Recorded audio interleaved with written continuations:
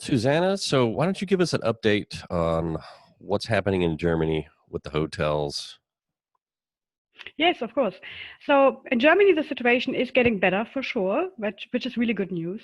Currently, the hotels mainly are open, but not really doing business because most of the people are on short term. However, from 15th of June, actually some of the borders in Europe will open again and travel will be allowed again between Austria, Switzerland, Germany, and so forth. So that's a good news for hotels that they're allowed to welcome not only business guests, but also leisure guests, um, as long as borders are open, of course.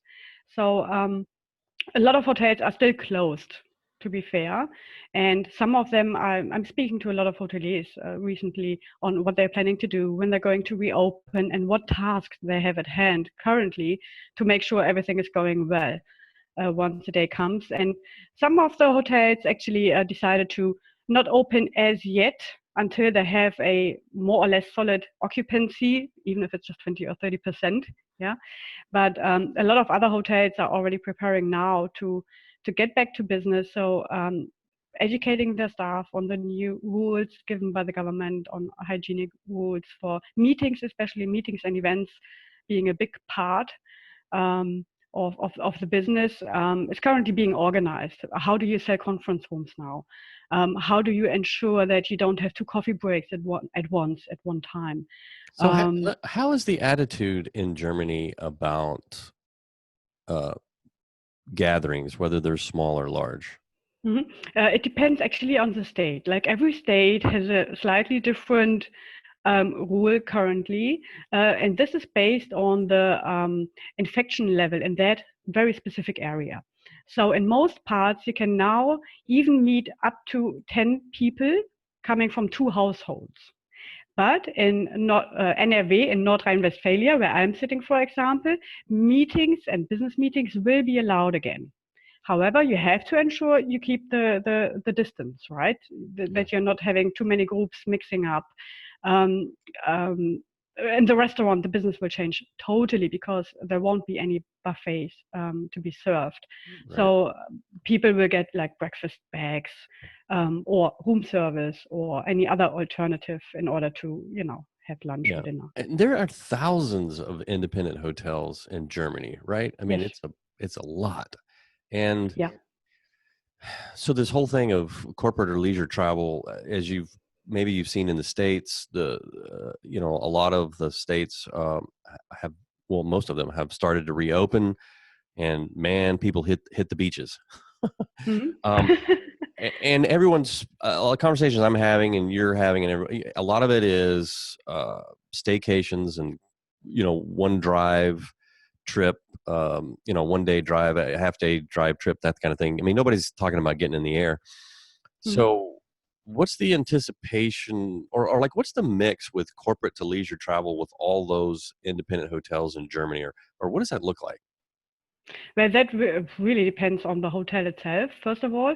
But well, everyone thought that maybe business travel is gonna bounce back first, and I thought the same at the beginning. I'm not too sure anymore because a lot of companies actually still have rules out there to say let's minimize travel, let's minimize meetings. But for example, in Germany, the first thing they allowed was for Germans to actually make holidays in Germany. So you can travel from South Germany to Northern Germany in order to book a hotel and make some holidays there. So and there have been a lot of movement. Like once the northern part at the ocean opened a lot of hotels, they actually got a lot of bookings. However, they have all some sort of problems now because they have been all fully booked during the summertime, right? Because it's school holidays. But now they can only take half the amount of guests. So of course, some of these holiday makers or planned holiday makers will have to find a new date, yeah, or get the money back because they can't go in all at the same time. So in terms of conferences, I think there will be some business coming back very soon right now, but probably smaller groups, right? Like smaller groups, maybe less parties. Like clubs are still closed, discos are still closed, so there won't be a lot of entertaining around any meeting.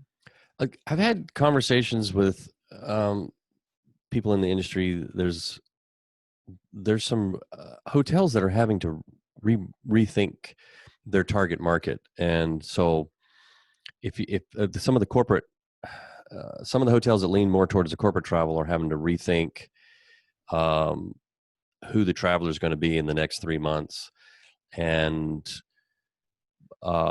maybe even some of the leisure travel, just because of the drive dynamic versus fly, and they're just having to rethink how they market their hotel. I mean, do you see any of that? Do you sense any of that that's going to be needed there? Yes, for sure. Like, first of all, hotels need to think about a strategy to see how can I attract those target markets I have never been dealing with in the past, right? Like, like for example, you're not selling your own hotel anymore currently, but you're selling kind of like the possible activities which are in line with the Corona rules here. So for those business hotels, a very good move to do is first of all to really double check again your online distribution, because once you are working with OTAs, you also see statistics, you see pickup coming in, you see what's working, what's not working. So a lot of families, a lot of people who would normally go to Spain or to France for holidays will stay in Germany this year. So that's a chance for German hoteliers to kind of like try new things, make new offers, and see if they can fill at least partially some rooms. So Yeah, that's a good point. So are tourism boards there working with hoteliers on just that kind of scenario? yes, exactly. So there is this DEHOGA, which is called, for example, here in Germany, or IHA, like all these associations, helping hotels with strategies on how they can accomplish to make operations work, first of all, and then also how to make sure that if something happens, if you have a guest who thinks or believes I could be infected, maybe you also have these emergency plans in place. So who to contact, what are you doing with the guest, and stuff like this. So I think the support the hotels are getting in terms of information and templates for new signs in the restaurant, so you cannot cross your ways. You always have to have different lines. All that sort of stuff is quite good. I really have to say, quite good.